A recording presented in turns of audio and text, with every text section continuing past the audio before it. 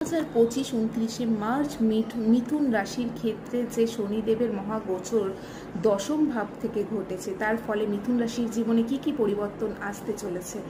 বলাই বাহুল্য দশম ভাব হচ্ছে কর্মক্ষেত্র, কর্মের কারক যখন কর্মক্ষেত্রে কর্মভাবে বসে আছেন তিনি অবশ্যই সেক্ষেত্রে মিথুন রাশির কিন্তু কর্মক্ষেত্রে লাভবান করবেন এবং সেটি কিন্তু ভাগ্যের অধিপতি।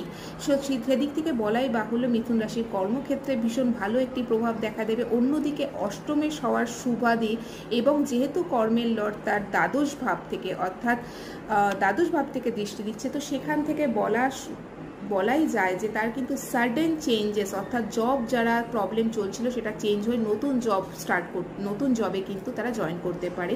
দ্বাদশ ভাব কিন্তু আমাদের ঘুমের ভাব, তো ঘুমের ক্ষেত্রে প্রবলেম হতে পারে।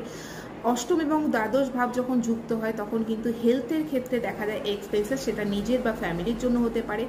সপ্তম ভাবে দৃষ্টি এবং চতুর্থ ভাবে দৃষ্টি ফ্যামিলির ক্ষেত্রে এবং স্পাউসের সাথে কিন্তু প্রবলেম থাকছে এবং ব্যবসার ক্ষেত্রেও সেটা দেখতে পাবেন। ব্যবসার ক্ষেত্রে অগ্রগতি হতে পারে, কিন্তু ফ্যামিলির ক্ষেত্রে কিন্তু অবশ্যই বা পার্টনারের সাথে বিজনেস পার্টনারের সাথে কোনো মনোমালিন্য হতে পারে। মায়ের হেলথের জন্য খারাপ এবং বাবার হেলথের দিকেও কিন্তু আপনাকে নজর রাখতে হবে।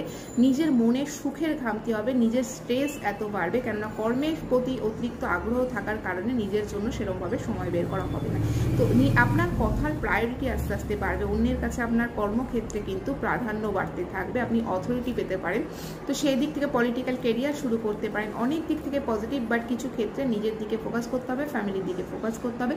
এই বিষয়গুলো যদি নজর রাখেন তাহলে কিন্তু আগামী 2.5 বছর আপনি খুব ভালো সময় কাটাতে চলেছেন। ধন্যবাদ।